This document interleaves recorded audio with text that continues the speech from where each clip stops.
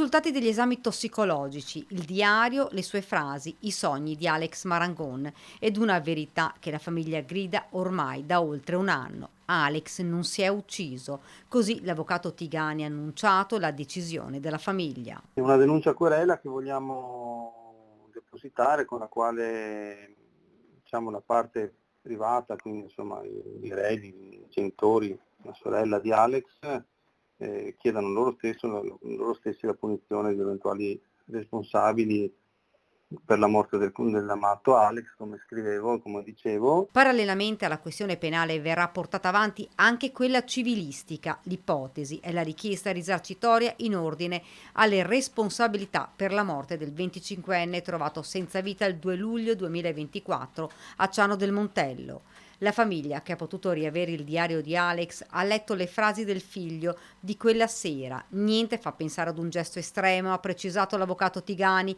Questa è fantascienza. Poi è tornato a parlare dei traumi riscontrati sul corpo del giovane, lesioni da colluttazione. Le cause, quelle, dice, spettano agli investigatori. Di certo la concentrazione di ayahuasca nel sangue di Alex era molto elevata e sintomo di una imminente, come dire, di un'assunzione di poco prima del fatto.